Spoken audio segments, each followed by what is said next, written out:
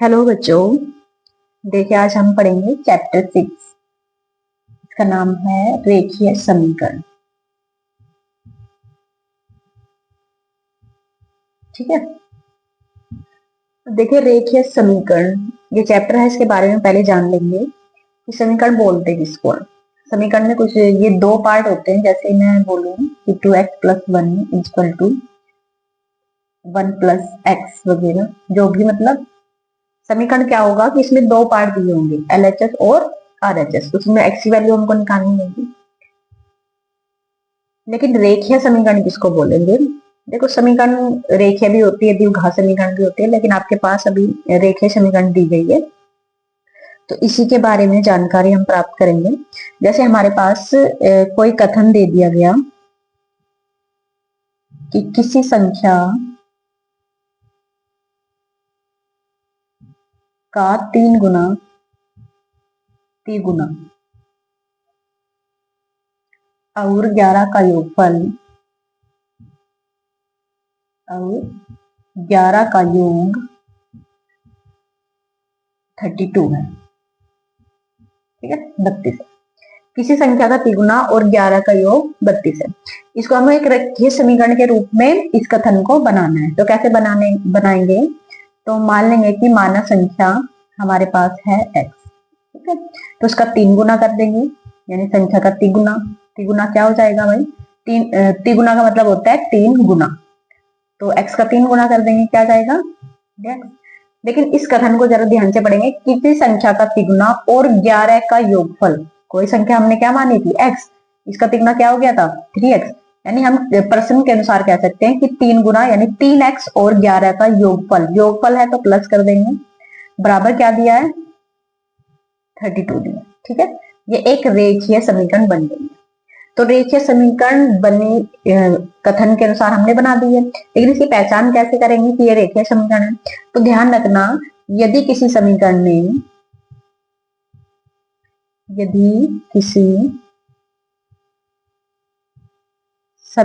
में चर पद की अधिकतम घात 1 हो, उसे रेखीय समीकरण बोलते हैं। ठीक है,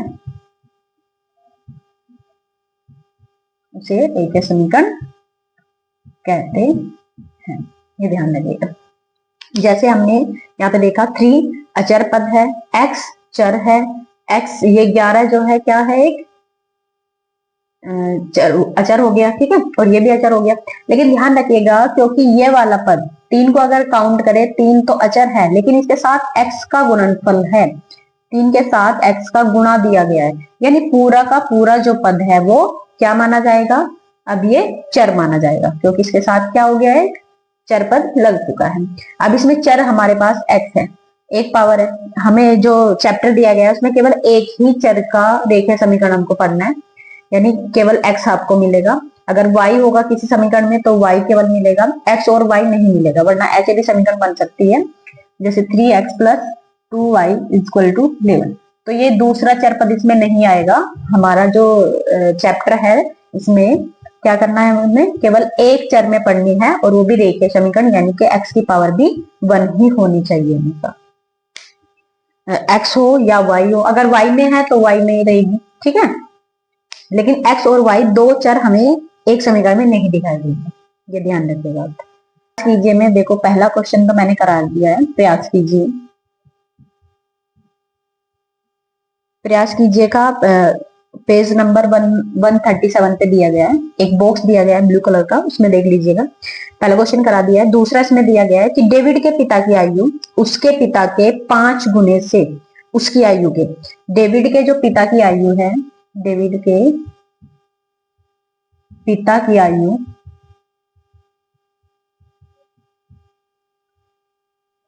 उसकी आयु से 5 गुने से 7 वर्ष कम है। ठीक है, ये दिया गया है। तो डेविड के पिता की आयु अगर 48 वर्ष है, डेविड के पिता की आयु दे दी गई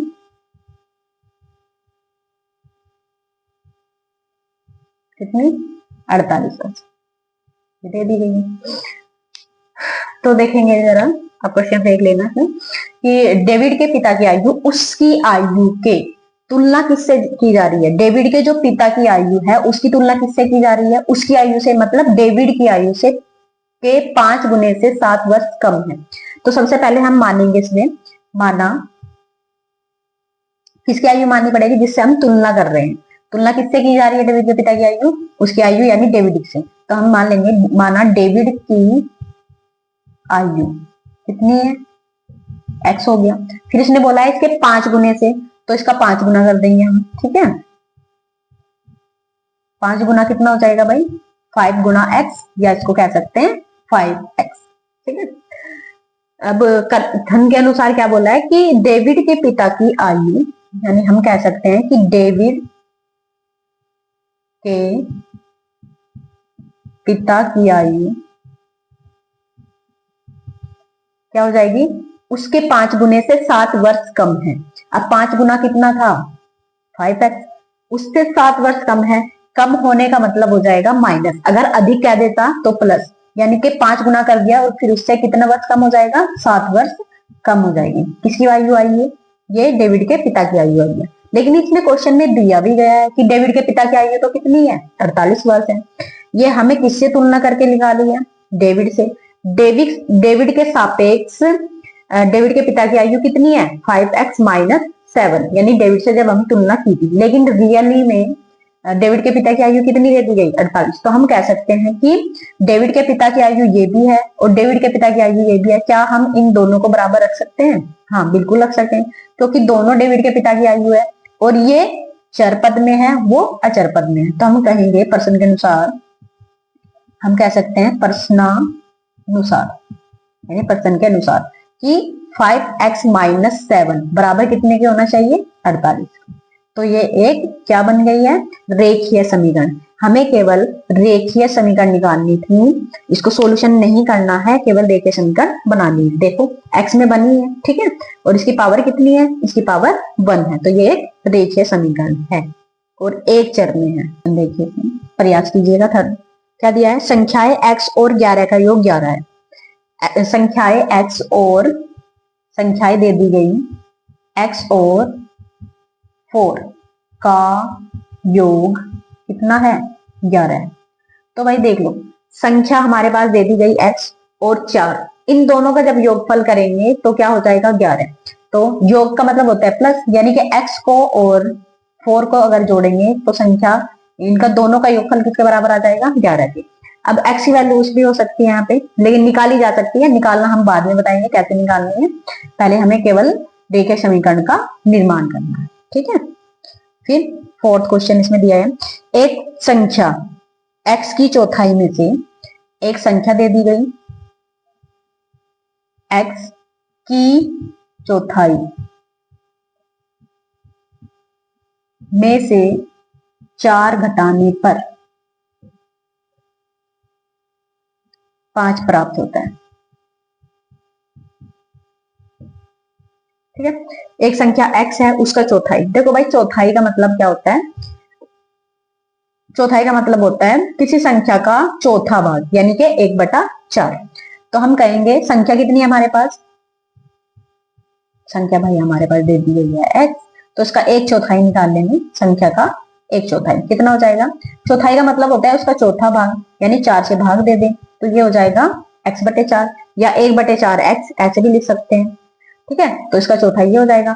अब प्रश्न के अनुसार, प्रश्नानुसार क्या दिया गया, प्रश्नानुसार कि अगर संख्या की चौथाई में से, एक संख्या x की चौथाई में से 4 घटाने पर 5 प्राप्त होता है। घटाने का मतलब होता है माइनस, ठीक है, यानी x के चौथाई में से हमको अगर 4 घटा दिया तो क्या प्राप्त हो जाएगा, 5 प्राप्त हो जाएगा, यानी इन दोनों का अंतर क्या आ रहा है, 5 आ रहा है। ये एक रेखीय समीकरण हमारे पास प्राप्त हो गई है, ठीक है। पांचवा क्वेश्चन देख लेंगे, यदि x के 1/3 में से, यदि x के 1/3 में से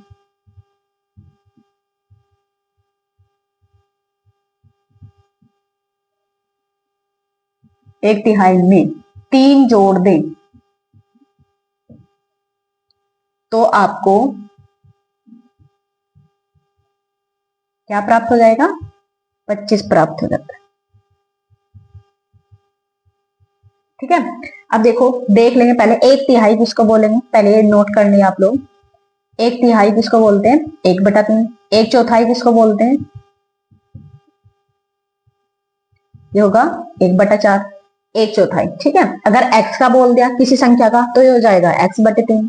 अगर ये बोल दिया y का 1/4 यानी y/3 हो जाएगा। ठीक है, फिर उसके बाद देखेंगे भाई 1/4 होगा। अगर ये बोल दिया कि आधा, आधा किसको बोलेंगे? आधा बोलते हैं 1/2। ठीक है, 2/4 अगर बोल दिया, या मतलब 2/3, अगर 2/3 बोल दिया है, 2/3 का मतलब हो जाएगा भाई 2 ऊपर आ जाएगा और तिहाई मतलब इसका 1/3 भाग। अगर ये बोल दिया 3/3, 3/3 नहीं 3/4। ठीक है, 3/4 अगर बोल दिया जाए तो 3 ऊपर लेंगे और चौथाई यानी चौथा भाग, इसका 3 का चौथा भाग हो जाएगा। ठीक है, इसी टाइप से बन जाएंगे, इनको ध्यान रखिएगा, नोट कर लीजिएगा। तो प्रश्न पे आते हैं, x के 1/3 में, तो पहले संख्या तो क्या दे दी गई है हमारे पास? संख्या हमारे पास x है। ठीक है, ये सॉल्यूशन करेंगे इसका। फिर इसका 1/3, अब 1/3 मानेंगे, अभी बताया था मैंने 1/3 का मतलब है 3 से भाग कर दो इसी संख्या को, तो 3 से भाग कर दिया। में 3 जोड़ दे, यानी कि प्रश्न के अनुसार, प्रश्न अनुसार क्या है भाई, अगर इसके 1/3 में क्या जोड़ रहे हैं? 3 जोड़ रहे हैं, तो क्या प्राप्त हो रहा है? 25 प्राप्त हो जाता है। यानी कि 3/4 में, सॉरी 1/3 में, x के 1/3 में अगर 3 जोड़ देते हैं तो इसका योगफल जो होगा क्या होगा? 25 होगा। ये एक समीकरण बन जाएगी आपका। अंतर बोलते हैं तो माइनस कर देते हैं, योग बोलते हैं तो प्लस कर देते हैं, या जोड़ बोल दे, जोड़ना होता है। ठीक है, आगे पेज नंबर 138 पे दिया गया है। 138 इसमें दिया है, निम्न समीकरणों को हल कीजिए। देखो प्रयास का है, ये भी हम सारे प्रयास कीजिए, सोल्व करा देंगे आपसे, प्रयास कीजिए। पहला क्वेश्चन इसमें दिया गया है कि x + 2 = 4। ये समीकरण सॉल्यूशन करनी है हमको। ठीक है, तो उसमें क्या करेंगे, एक पक्षांतर होता है, यानी कि पक्षांतर द्वारा इसको सॉल्यूशन किया जाता है। दूसरे पक्ष में, यानी एक पक्ष को दूसरे पक्ष में ले जाना। जैसे हमारे पास चर है और ये अचर पद है, दोनों 2 भी अचर है और 4 भी अचर है। तो हमें क्या करना होगा, इसमें जो चर पद होंगे उनको एक साइड रखना होगा और अचर पद होंगे उनको एक साइड रखना होगा। तो इसमें चर क्या है भाई? x है, तो इसको एक साइड रख देंगे, और जो ये प्लस का 2 है वो 4 के पास चला जाएगा, यानी क्या हो जाएगा, 4 को एज इट इज रखेंगे और जो प्लस का चिन्ह है वो माइनस का हो जाएगा। ठीक है, जब एक पक्ष से दूसरे पक्ष में लेके जाते हैं, अगर उसका किसी का चिन्ह प्लस दिखाई दे रहा है तो माइनस हो जाता है, अगर इधर माइनस दिखाई देता तो उधर जाके प्लस हो जाता। ये इसका सॉल्यूशन हो जाएगा, यानी x बराबर 4 में से 2 चला गया तो क्या बचेगा? 2 बचेगा। तो इसका सॉल्यूशन क्या हो जाएगा? x बराबर 2। फिर सेकंड क्वेश्चन, सेकंड इसमें दिया है 5x = 20। ठीक है, अब देखो भाई ये तो जोड़ में था, लेकिन 5 और x के बीच में कैसा चिन्ह है? कोई चिन्ह अगर नहीं दिखाई दे रहा है, क्या माना जाता है? गुणा माना जाता है, बराबर 20। ये भी ध्यान रखिएगा। अब हमको क्या करना है, केवल इधर चर पद रखना है, यानी x रखना है, जो अचर पद है इसका। अच्छा, इसमें क्या है? 5 को उसके पास लेके जाना है। याद रखिएगा, अगर गुणा में दिया गया है और दूसरे पक्ष में अगर लेके जाना है तो वो भाग में चला जाएगा, यानी x बराबर हम कह सकते हैं कि 20/5, यानी 5 से भाग कर देंगे 20 को। ठीक है, यानी x बराबर जब डिवाइड करेंगे तो 5 तो क्या आ जाएगा? 20, इसका आंसर आ जाएगा 20। ठीक है, फिर थर्ड क्वेश्चन दिया है। थर्ड क्वेश्चन में क्या दिया गया है भाई? x/4 = 4। अब इधर देख लो, यहाँ पे प्लस दिया गया था, यहाँ पे गुणा दिया गया था, और यहाँ पे क्या दे दिया? भाग। अब ये भी एक दूसरे के उल्टे जाते हैं, अगर गुणा में दिया गया है तो वो भाग में चला जाता है, अगर भाग में दिया है तो वो गुणा में। तो यहाँ पे भाग में दिया गया है, यानी डिवाइड किया गया है x को 4 से, ये x का चौथा ही है। तो x बराबर जब इसमें जाएगा तो किसमें चला जाएगा? 4 के साथ गुणा में चला जाएगा, यानी x बराबर क्या हो जाएगा? 4 चौके 16। ठीक है, याद रखना कि चर को हमेशा चर के पास ही लेके जाना है और अचर को अचर के पास। इसमें तो केवल एक ही चर दिया गया, लेकिन अचर 2 है इसलिए 4 के पास लेके गए। यहाँ पे ये क्या था? ये अचर पद था तो 20 के पास लेके जाना, लेकिन गुणा में है तो भाग में चला गया। फिर ऐसे यहाँ पे अगर x/4 ये कैसा पद था, ये वाला नीचे तो अचर है और ऊपर चर है, तो चर को तो एज इट इज रखेंगे, लेकिन अगर भाग में है तो वो उधर पूरे दूसरे पक्ष में किस में चला जाएगा, गुणा में चला जाएगा। ये इसका सॉल्यूशन हो जाएगा। नंबर 138 पे दूसरा प्रयास कीजिए किया गया है, पक्षांतर क्रिया द्वारा समीकरण हल कीजिए। देखो पक्षांतर का मतलब यही है, बिल्कुल सेम ऐसे ही होगा कि x + 7 बराबर 12। पक्षांतर विधि के द्वारा अगर करेंगे, ऐसा करेंगे कि एक दो सॉल्यूशन मैं बताती हूँ। क्या करना होगा कि अगर प्लस दिया गया इधर +7 और उधर नहीं, हमको क्या करना है, उधर लेके जाना है इसको 7 को। या दूसरा तरीका देखो, अभी जो तरीके से हमने किया था, क्या था कि अगर प्लस में दिया गया उधर जाके किस में हो जाएगा, माइनस में हो जाएगा। ठीक है, तो x बराबर कितना आ जाएगा, 5। ये तो एक तरीका हो गया। दूसरा तरीका क्या होता है कि दोनों पक्ष में सेम, देखो ये प्लस है, यहां से माइनस करना है, ये हटाना है, यहाँ से केवल x छोड़ना है। तो क्या करेंगे, दोनों पक्षों में 7 को घटा देंगे, तो दोनों, इसको बोलते हैं पक्षांतर। दोनों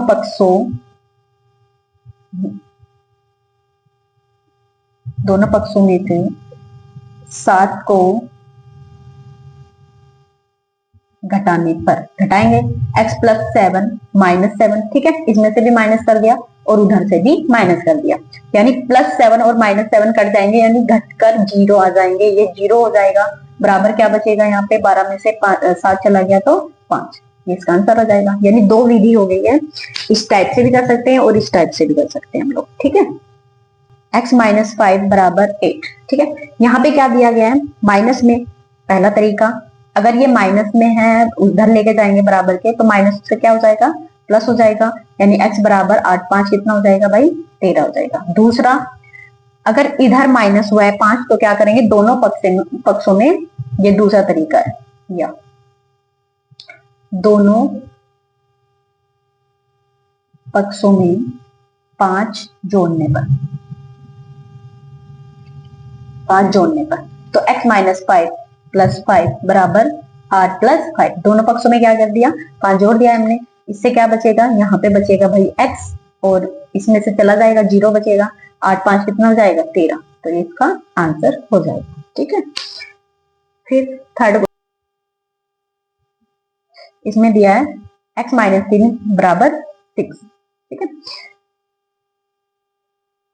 x - 3 बराबर 6, तो इसमें क्या करना है, दोनों, एक तरीका तो वही कि ये अगर माइनस का है उधर जाके कैसा हो जाएगा भाई, प्लस का हो जाएगा, यानी x बराबर कितना आ जाएगा, 9। ठीक है, एक तरीका ये हो गया। और दूसरा तरीका, या अगर इसमें 3 जुड़ा हुआ है तो क्या करेंगे, 3 घटा देंगे, यानी दोनों पक्षों से 3 को घटाने पर, यहाँ पे लिखेंगे दोनों पक्षों से 3 घटाने, सॉरी जोड़ने पर, तीनों पक्षों में 3 जोड़ने पर, क्योंकि घटा हुआ होता है पहले ही, तो जोड़ेंगे यहाँ पे।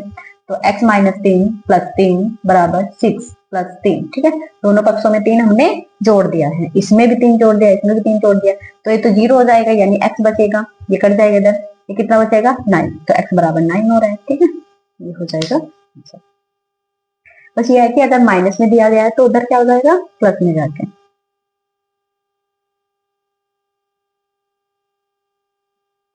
ठीक है, ये पक्षांतर विधि भी आपने पढ़ ली है, इसको बोलते हैं पक्षांतर द्वारा सॉल्यूशन करना, पक्षांतर। ठीक है, चलिए दूसरा एक और प्रयास कीजिए, दिया गया है पेज नंबर 140 पे दिया गया है, प्रयास कीजिए 140, इस वाले पेज नंबर पे दिया गया है। तो यहाँ पे दिया गया है कि इसको सॉल्यूशन करना है, 15/4 - 7x बराबर 9। ठीक है, ये सॉल्यूशन करना है हमको।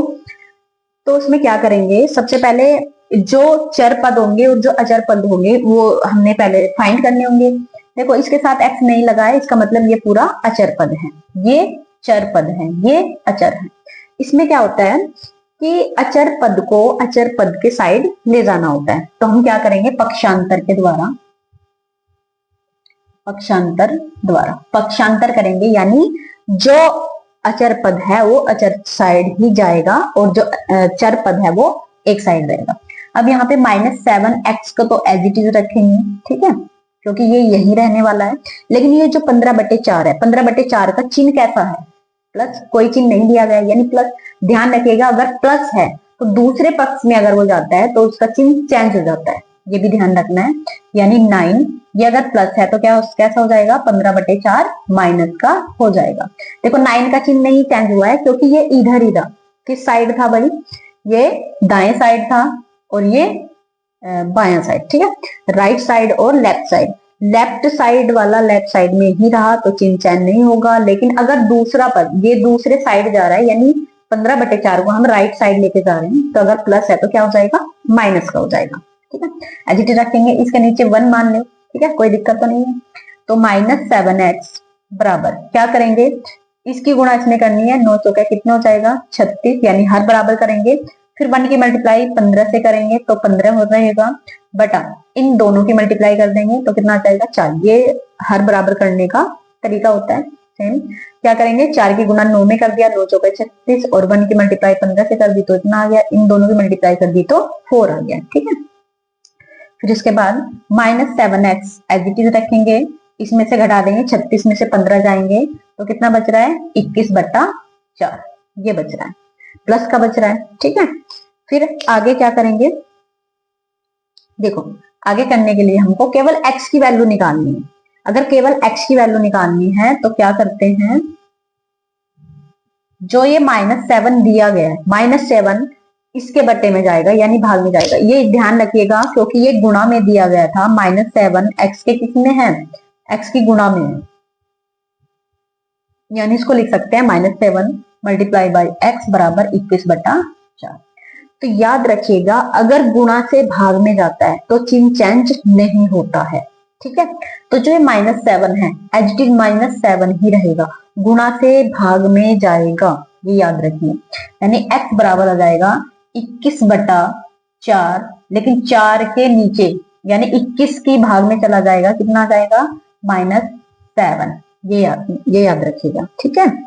माइनस एज इट इज रहेगा तो 7 से काट देंगे, 7 चौके 28, यानी x बराबर कितना आ रहा है? 21/-28, ठीक है। इन दोनों की मल्टीप्लाई कर दी और 7 से इसको फिर काट देंगे, 7 से 21 हो जाएगा और 7 चौके 28 माइनस का, ये इसका आंसर रह जाएगा। अब इस माइनस को आप ऊपर भी रख सकते हैं, बीच में भी रख सकते हैं, वैसे तो बीच में रखना चाहिए हमको, ठीक है। तो x बराबर 3/4 -3/4, ये हम उत्तर की जांच।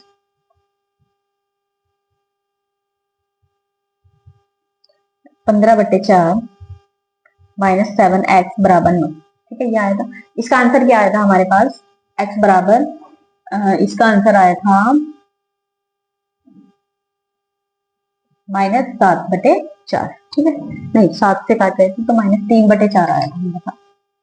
इसका जो पहला क्वेश्चन था इसका x का मान निकल के आया था -3/4। तो उत्तर की जांच करनी है। उत्तर की जांच में क्या करेंगे? x की वैल्यूज इसमें रख देंगे, जहां पे भी x दिखाई देगा यहाँ पे रख देंगे, या लिख देंगे x बराबर -3/4 रखने पर। रखिए जरा, 15/4 को एज इट इज रखेंगे, -7 मल्टीप्लाई बाई -3/4, ये रहेगा बराबर 9। अब क्या करेंगे? 15/4 एज इट इज, माइनस और माइनस की गुणा प्लस हो जाएगी, 7 के 21/4 और /4 इधर भी है बराबर 9। 15 और 21 को जोड़ेंगे तो कितना बन रहा है? 3 तो 32/4, 36/4, 15 और 21 36/4 बराबर 9, ठीक है। दोनों पक्ष को लेके चल रहे हैं, 4 से काट देंगे, 9 चौके 36, यानी कि 9 बराबर 9। अगर दोनों पक्ष बराबर आ रहे हैं यानी कि LHS लेफ्ट हैंड साइड बराबर राइट हैंड साइड के आ रहा है, ठीक है, लेफ्ट हैंड साइड बराबर राइट हैंड साइड, यानी कि हमारा जो आंसर आया है वो बिल्कुल सही है। ये उत्तर की जांच हमारी हो गई। फिर सेकंड देख लेंगे फटाफट से। इसमें दिया है 3/7 प्लस x बराबर 17/7। इसमें उत्तर की जांच भी करनी है हमको, ठीक है। पहले सॉल्यूशन करना है, क्या करेंगे? पक्षांतर के द्वारा, यानी कि पक्षांतर विधि द्वारा। पक्षांतर करने पर करेंगे पक्षांतर। अगर ये प्लस का है उधर जाके कैसा हो जाएगा भाई? 17/7, क्योंकि ये अचर है, ये भी अचर है, अचर को अचर के पास लेके जाना है। इसका चिन्ह प्लस है, अगर कोई चिन्ह नहीं दिखा रहा है तो प्लस, उधर जाके माइनस, चिन्ह चेंज हो गया। ठीक है, तो x बराबर, क्योंकि दोनों के हर बराबर हैं, तो 17 में से 3 चला जाएगा, नीचे 7, यानी कितना बचेगा, यानी कि x बराबर कितना बनना है, 14/7। अब 7 से भाग दे देंगे, x बराबर कितना बन जाएगा, 2। x बराबर 2 आ गया। अब हमें क्या करना है, उत्तर की जांच करनी है। इसी के नीचे कर देते हैं, वैसे तो जगह नहीं है तो इसलिए मिटाना पड़ रहा है। यहाँ पे रखेंगे, उत्तर की जांच लिखेंगे, सबसे पहले ऊपर लिख देंगे उत्तर की जांच।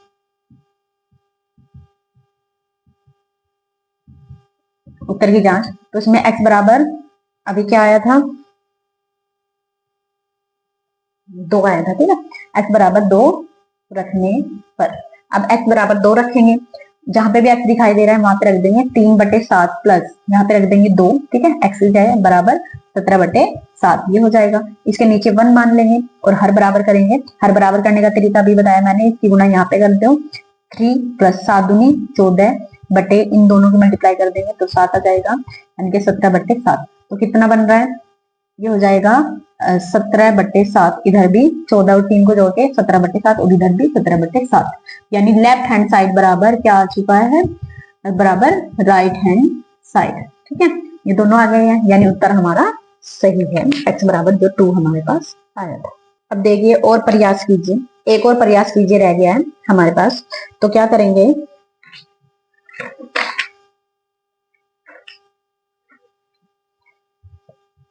पहला क्वेश्चन, 4y + y/5 बराबर 21, ये दिया गया। ठीक है, तो क्या करना है हमको, चर और अचर, यहाँ पे देखो चर पद 2 में दे दिए गए, एक पद ये, एक पद ये। ठीक है, ये दूसरे टाइप का है, तो क्या करेंगे, जो 4y/1 मान लेते हैं इसको, 4y/1, क्योंकि हर बराबर हमको करना ही है, क्योंकि ये भी अचर है, ये भी अचर है, तो अचर को अचर की साइड रखना है और चर वाले पद को चर की साइड। तो क्या करेंगे, हर बराबर करने के लिए मल्टीप्लाई कर देंगे, यानी कि 20y प्लस ये कितना हो जाएगा y, और नीचे इन दोनों में मल्टीप्लाई कर देंगे तो 5 आ जाएगा बराबर 21। क्या किया है हमने, केवल हर बराबर किया है, या जो एलसीएम था, इन दोनों का एलसीएम क्या हो जाएगा 5, क्योंकि 1 और 5 का एलसीएम 5 होगा। 5 से मल्टीप्लाई कर देते हैं ऊपर नीचे, यानी 5 के 5 के 20 हो गया, नीचे 5 से करेंगे तो 5 ही रहेगा। ठीक है, हर बराबर होने वाले हैं बस, तो इन दोनों को जोड़ देंगे, फिर बराबर, बराबर नहीं चलना है, लेकिन अगर इक्वेशन में यहाँ बराबर लगाया तो इधर इंप्लाइज दैट लगा देते हैं। तो 20 + 1 तो क्या हो गया, 21y नीचे 5 बराबर 21। अब क्या होगा, जो गुणा वाला होगा वो किसमें, सॉरी जो भाग में होगा वो किसमें चला जाएगा, गुणा में चला जाएगा, यानी हम कह सकते हैं 21y बराबर 5 गुणे 21। ठीक है, जो भाग में था वो गुणा में चला गया, यानी 21y = दोनों की मल्टीप्लाई भी कर सकते हैं या फिर ऐसे ही छोड़ सकते हैं। अब क्या करेंगे, 5 गुना 21 यहाँ पे देखो 21 गुणा में था तो नीचे क्या है में आ जाएगा, भाग में आ जाएगा। ठीक है, उल्टा हो गया, यानी 5 गुणा में चला गया और 21 जो गुणा में था वो भाग में आ गया, पक्षांतर कर दिया हमने। तो 21 से 21 कैंसिल कर देंगे, y बराबर कितना बचेगा, y बराबर 5 हमारे पास बचेगा, ये आंसर हो जाएगा। ठीक है, इसमें उत्तर की जांच नहीं करनी है तो ऐसे ही छोड़ देंगे। सेकंड क्या दिया गया है, 6y + 1/3 + 1 बराबर 7y - 3/3, ये दिया। ठीक है, अब देखो इसमें तो भाई ये वाला क्या है, अचर पद है, ये चर पद है, ये अचर पद है, कोई बात नहीं, हम इधर ही सोल्व कर लेते हैं इसको। जो +1 दिया गया है इसके नीचे 1 मान लेंगे। ठीक है, ऐसे ही सोल्व कर लेते हैं। तो इसकी मल्टीप्लाई क्या करनी है हमको, 6y + 1, ये इसके बटे में, तो 1 की मल्टीप्लाई इसमें होगी, जब 1 की मल्टीप्लाई 6y + 1 में होगी तो ये सेम आएगा, फिर 3 की मल्टीप्लाई 1 में होगी तो 3 आएगा, इन दोनों की मल्टीप्लाई करेंगे तो कितना आ रहा है भाई, 3 आ रहा है, और 7y - 3/3 यही लिखेंगे, उधर से उधर कुछ नहीं करना हमको। 1 की मल्टीप्लाई जब इसमें करेंगे तो 6y + 1 एज इट इज रहेगा, प्लस 3/3 बराबर कितना आ जाएगा, 7y - 3/3। ठीक है, इसके बाद क्या करना है, 6y एज इट इज लेकिन ये दोनों अचर है, 1 भी और 3 भी, और दोनों प्लस है, तो जो दोनों क्या हो जाएंगे, जुड़ जाएंगे। Upon 3 equal to 7y minus 3 upon 3। तो क्या करेंगे, दोनों पक्ष से 3 को कैंसिल कर देंगे, यानी 3 की गुणा करके दोनों पक्ष में हटा देंगे इनको, 3 से 3 कैंसिल हो जाएगा। बाकी बचेगा क्या, 6y plus 4 equal to 7y minus 3। अब क्या करना है, जो अचर पद है उनको एक साइड लेके आना है, जो चर पद है उनको एक साइड लेके आना है, यानी पक्षांतर कर देना है। 6y के पास जो प्लस का था तो कैसा हो गया, माइनस 7y, ठीक है, बराबर -3 एज इट इज उधर रहेगा, उसका चिन्ह चेंज नहीं होगा, लेकिन 4 इधर से उधर जाएगा, 4 प्लस का था तो उधर जाके कैसा हो जाएगा भाई, -4 हो जाएगा, ठीक है। तो इसमें से 7 में से 6 चला गया, माइनस के y बचेगा, माइनस के 1y बचेगा, लेकिन 1 को लिखते नहीं है, माइनस क्यों बचेगा, क्योंकि माइनस के ज्यादा है। इधर दोनों ही माइनस है, गुणा नहीं करनी है, दोनों माइनस है, या तो दोनों जुड़ेंगे या फिर दोनों घटेंगे, ऐसा होगा, लेकिन सेम चिन्ह होता है तो जुड़ जाता है, यानी -7 हो जाएगा। अब इस माइनस से माइनस कैंसिल हो जाएगा, यानी y बराबर क्या बचेगा हमारे पास, 7। ये इसका आंसर हो जाएगा, ठीक है। फिर थर्ड देख लेंगे, 0.6x plus 4 upon 5 equal to 0.28 plus 1.16 ये दिया गया है, ठीक है। देखो इसके भी दो तरीके हैं करने के, ऐसा करेंगे, ठीक है।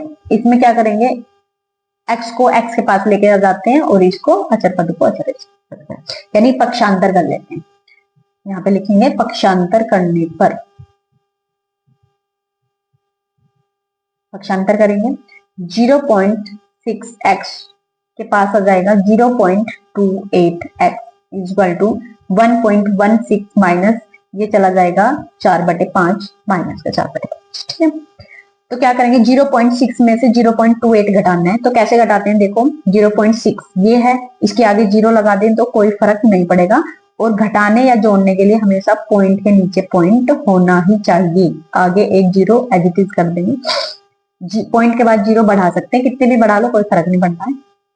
यहाँ पे कितना आ जाएगा 8, सॉरी यहाँ पे माइनस करना है, तो 10 में से 8 चला गया तो 2 बचेगा, यहाँ पे क्या बचा है 5 में से 2 गया तो 3, तो भाई बचा कितना 0.32x, ठीक है, ये बचा है। अब इसको भी पॉइंटों में अगर ले लें तो कितना बनना है 1.16 माइनस 5 को 4 से भाग कर दें, या फिर ऐसा करें नीचे पॉइंट हटा लें, यहां से पॉइंट हटाएंगे, 1 के आगे 2 अंक दिखाई दे रहे हैं, तो ये हो जाएगा 116/100 प्लस माइनस 4/5।